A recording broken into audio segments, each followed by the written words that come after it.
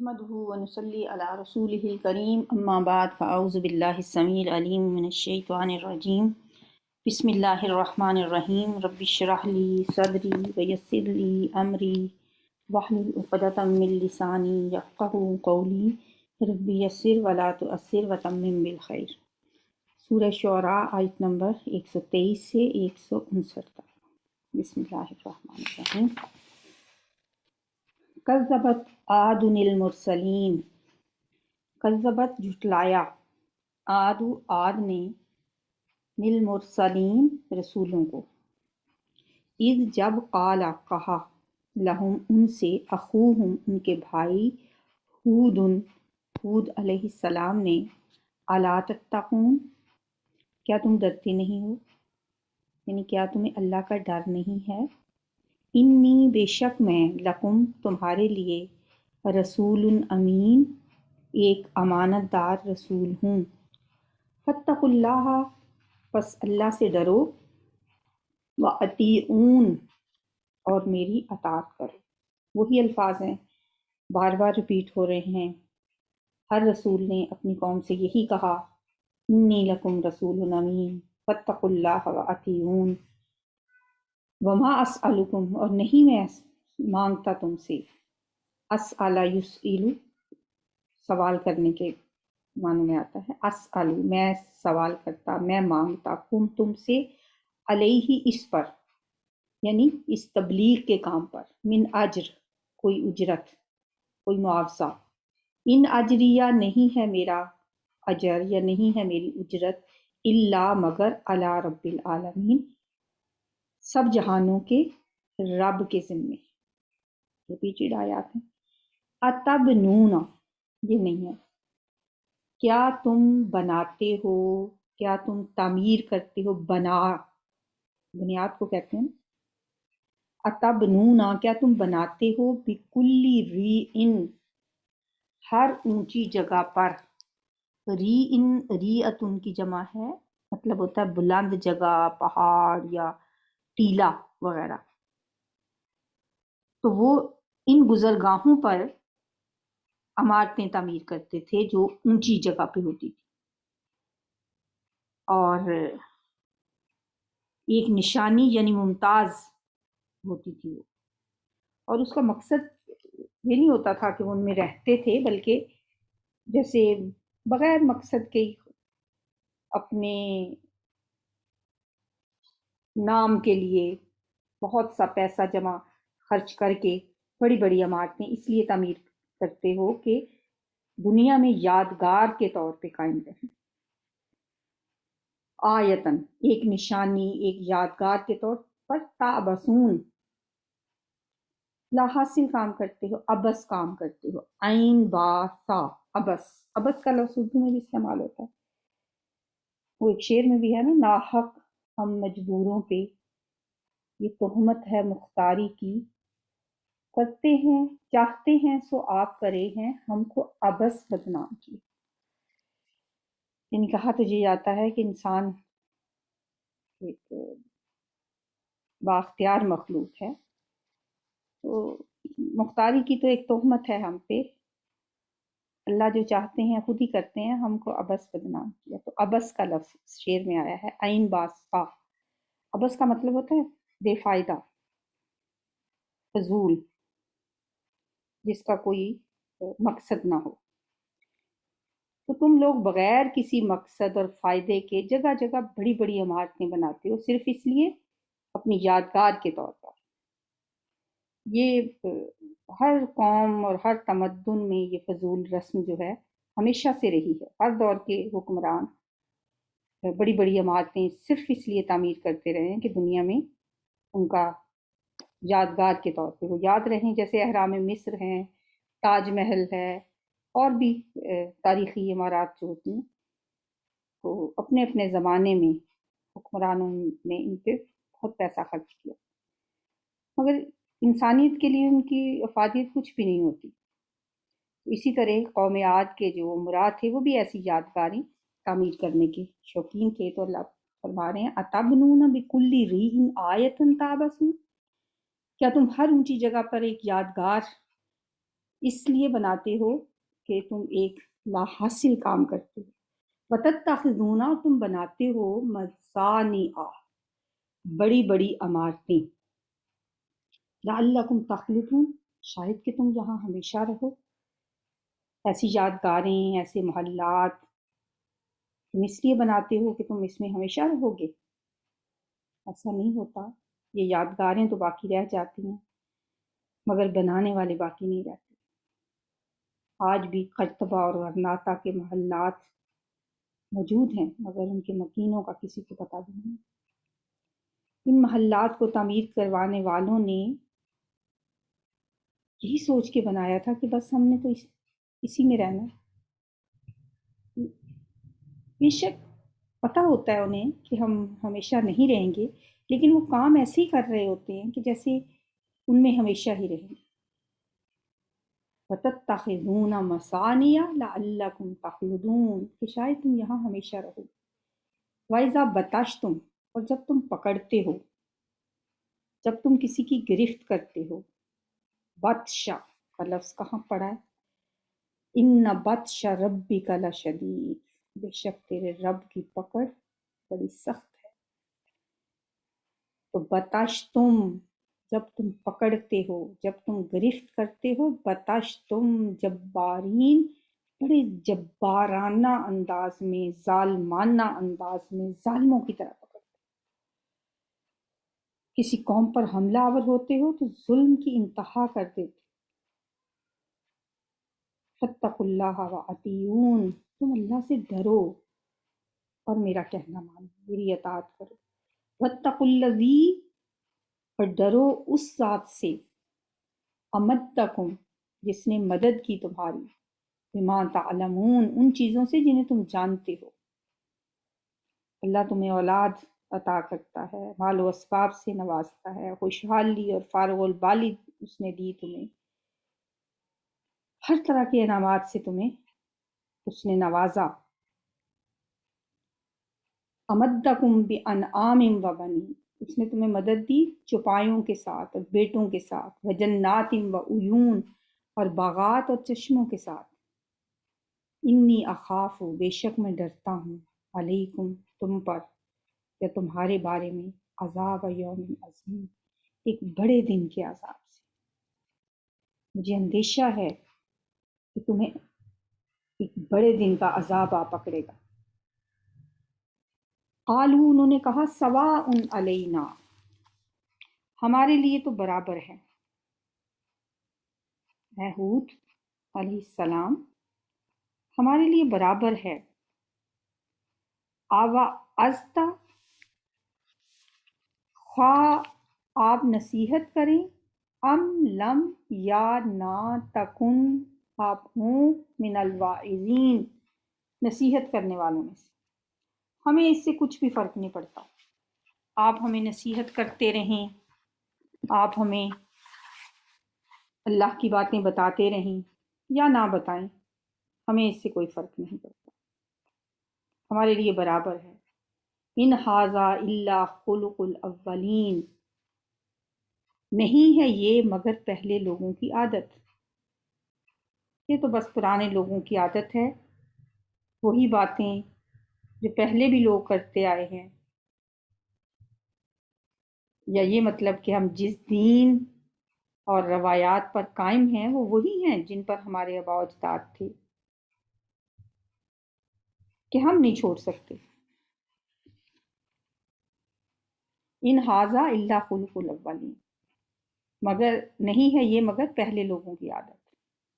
دونوں معنی اس کے ہو سکتے ہیں، یہ بھی ہو سکتا ہے کہ یہ وہی باتیں ہیں جو پہلے لوگ بھی کرتے آئے ہیں، یا یہ مطلب ہے کہ ہم جس پہ قائم ہیں وہ وہی باتیں ہیں جن پر ہمارے آباء و اجداد تھے۔ وما نحن بمعذبین، اور نہیں ہیں ہم بمعذبین، عذاب دیے جانے والے، یہ بھی بس آپ کی باتیں ہی ہیں، ہمیں کوئی عذاب نہیں دیا جائے گا۔ جب انہوں نے یہ کہا کہ ہم اپنا آبائی دین نہیں چھوڑ سکتے، تو اس کا مطلب یہ تھا کہ انہوں نے عقیدہ آخرت کا بھی انکار کیا، انہوں نے عذاب میں مبتلا ہونے کا بھی انکار کیا۔ عذاب سے تو وہ ڈرتا ہے نا جو آخرت کو مانتا ہے۔ فَكَذَّبُوهُ، پھر انہوں نے جھٹلایا اسے، فَأَهْلَكْنَاهُمْ، تو ہم نے ہلاک کر دیا انہیں۔ انہوں نے حضرت ہود علیہ السلام کو جھٹلایا تو ہم نے انہیں ہلاک کر دیا۔ دنیا کی مضبوط ترین قوم تھی قوم عاد۔ اللہ تعالیٰ سورہ فجر میں فرماتے ہیں التی لم یخلق مثلها فی البلاد، اس جیسی قوم پیدا ہی نہیں کی گئی جو قوت یا اس جیسی شدت و جبروت جیسی ان کو دی گئی تھی، ایسی کسی کو نہیں دی گئی۔ سورہ حامیم سجدہ میں آتا ہے من اشد منا قوہ، کہا کرتے تھے کون قوت میں ہم سے زیادہ ہے۔ پھر ایسی قوم پہ بھی جب اللہ کا عذاب آیا، جب اس قوم نے کفر کا رستہ اختیار کیا اور ایمان کا رستہ چھوڑ دیا، تو اللہ نے ایسا عذاب ان پہ بھیجا، سخت ہوا کی صورت میں ان پہ عذاب نازل کیا۔ 7 راتیں اور 8 دن مسلسل ان پہ یہ آندھی چلتی رہی، انسانوں کو اٹھا اٹھا کر فضا میں بلند کرتی ہوا اور پھر زور سے سر کے بل زمین پہ پٹک دیتی، جس سے ان کا دماغ پھٹ جاتا، ہڈیاں ٹوٹ جاتی، اور بعض تو ہوا کے اندر ہی آپس میں ٹکرا کے ان کے سر ریزہ ریزہ ہو جاتے اور ان کے لاشیں زمین پہ اس طرح پڑے ہوتے گویا وہ کھجور کے کھوکھلے تنے ہیں۔ یہ وہ لوگ تھے جنہوں نے پہاڑوں اور غاروں میں بڑے بڑے مضبوط گھر اور عمارتیں بنا رکھی، پانی پینے کے لیے گہرے کنویں کھود رکھے تھے، باغات کی کثرت تھی، وہ سمجھتے تھے کہ ہم نے سارے انتظامات کر لیے۔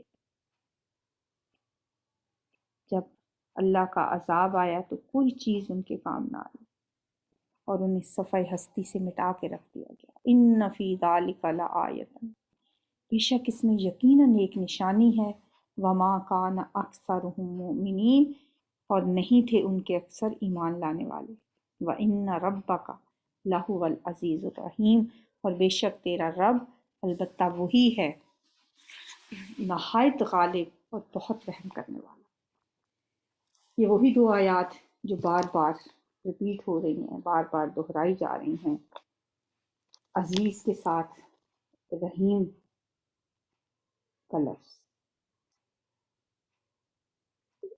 کیوں آ رہا ہے کہ اللہ اگرچہ عزیز ہے، زبردست طاقت کا مالک ہے، وہ چاہے کر سکتا ہے، لیکن اس کے ساتھ ساتھ وہ نہایت مہربان بھی ہے، شفیق اور رحیم بھی ہے۔ اگر وہ چاہے تو پلک جھپکتے میں آسمان سے ایسا معجزہ اتار دے جس کے سامنے اہل مکہ اپنی گردنیں جھکا دیں، لیکن وہ ایسا نہیں کرتا۔ پہلے بھی فرمایا نا اس نے ان نشاء، اگر ہم چاہیں ننزل علیہم من السماء آیۃ، ہم ان پر آسمان سے نشانی اتار دیں، فظلت اعناقہم لہا خاضعین، جس کے سامنے ان کی گردنیں جھک جائیں، لیکن یہ اللہ کی رحمت کا مظہر ہے کہ وہ فوری طور پر کوئی معجزہ دکھا کر ان کی مہلت کی مدت کو ختم نہیں کرنا چاہتا۔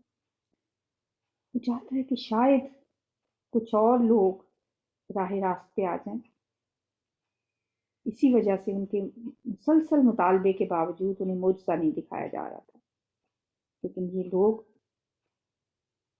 سمجھ رہے تھے کہ شاید اللہ تعالیٰ معجزہ دکھا نہیں سکتا۔ بار بار انبیاء اور رسول کے واقعات جو سنائے جا رہے ہیں، ان قصوں کے آخر میں بار بار کہا جا رہا ہے ان ربک لہو العزیز الرحیم، وہ عزیز ہے لیکن وہ رحیم بھی ہے۔ کذب سمود المرسلین، جھٹلایا قوم سمود نے رسولوں کو۔ اذ قال لهم اخوهم صالح، جب کہا ان سے ان کے بھائی صالح علیہ السلام نے، الا تتقون، کیا تم ڈرتے نہیں ہو؟ سیم آیات ہیں۔ انی لکم رسول امین، بے شک میں تمہارے لیے ایک امانت دار رسول ہوں۔ وما اسألکم، اور نہیں میں مانگتا تم سے، علیہ اس پر، من اجر، کوئی معاوضہ، کوئی اجرت۔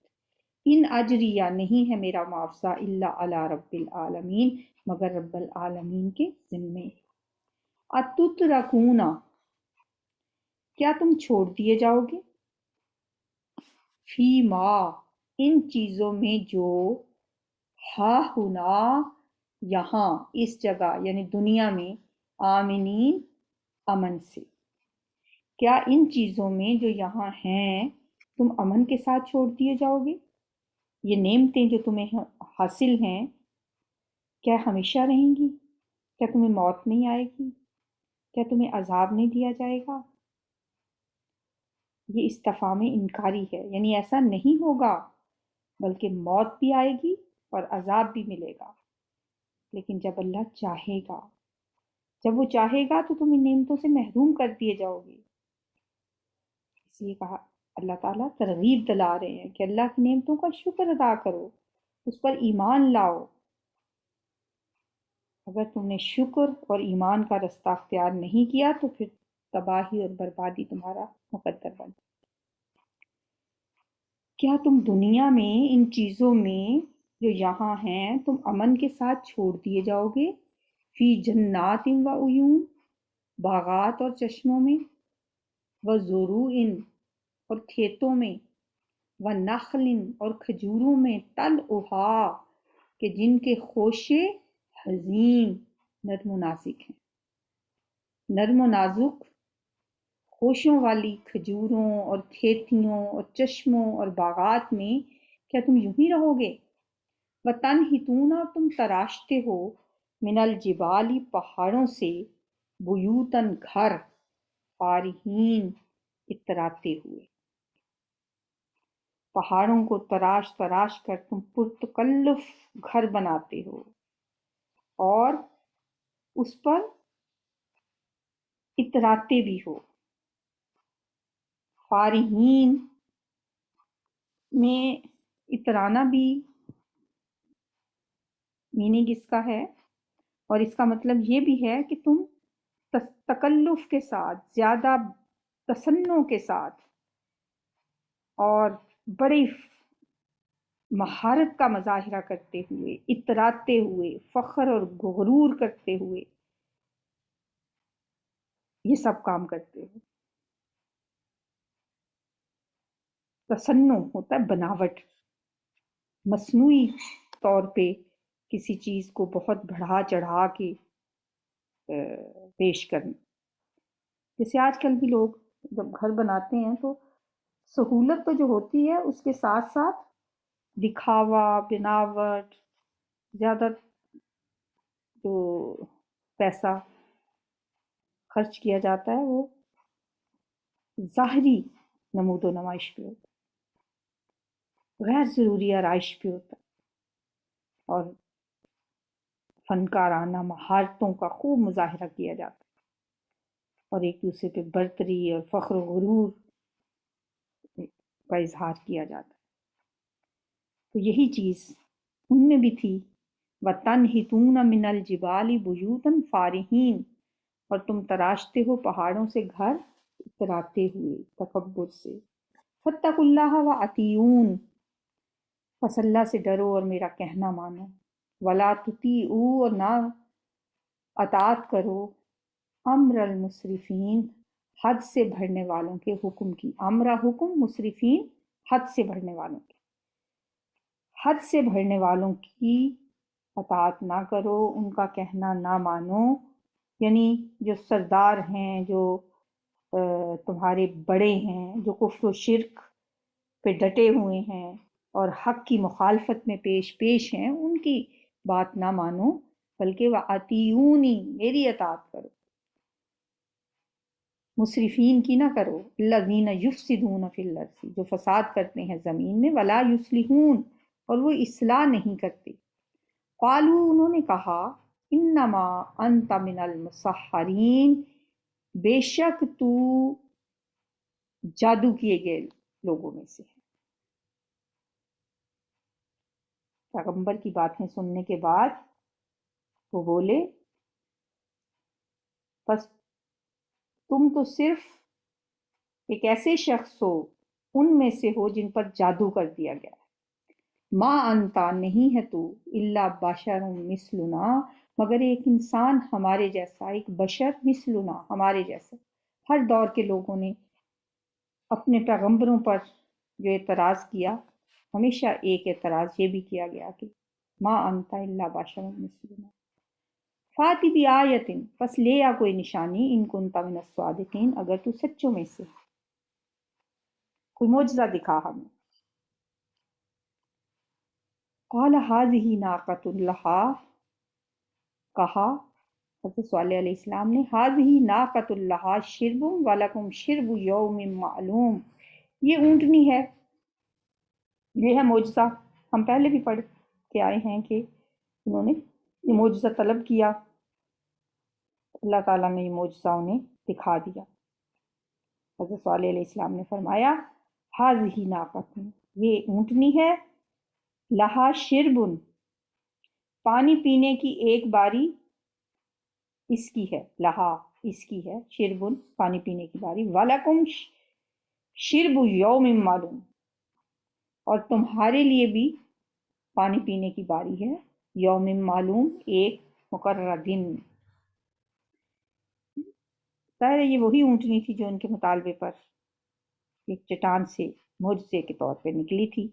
ایک دن اونٹنی کے لیے اور ایک دن ان کے لیے پانی پینا مقرر کیا گیا تھا، اور ان سے کہا گیا تھا کہ جو دن تمہارا پانی لینے کا ہوگا، اونٹنی اس دن پانی پینے کے لیے نہیں آئے گی، اور جو دن اونٹنی کے پانی پینے کا ہوگا تمہیں اجازت نہیں ہوگی کہ تم اور تمہارے جانور اس دن پانی پئیں۔ ایک ایک دن مقرر کر دیا گیا۔ ولا تمسوہا، اور یہ بھی کہا گیا لا تمسوہا، نہ ہاتھ لگانا اس کو، مس کرنا، مسا یا مسو، چھونا، ٹچ کرنا، اور نہ ہاتھ لگانا اس کو، بسوء، برائی کے ساتھ، برائی کے ارادے سے، فَيَأْخُذَكُمْ عَذَابُ يَوْمٍ عَظِيمٍ، ورنہ پکڑ لے گا تمہیں ایک بڑے دن کا عذاب۔ اگر تم نے اسے برائی کے ساتھ چھوا تو تمہیں ایک بھاری دن کا عذاب تمہاری گرفت کر لے گا۔ چنانچہ یہ اونٹنی اسی طرح ان کے درمیان رہی، پانی پیتی رہی، چارہ کھاتی رہی، اور کہا جاتا ہے کہ قوم سمود اس کا دودھ بھی استعمال کرتی تھی، اس کا دودھ دھوتے اور اس سے فائدہ اٹھاتے تھے، لیکن کچھ عرصہ گزرنے کے بعد انہوں نے اسے قتل کرنے کا منصوبہ بنایا،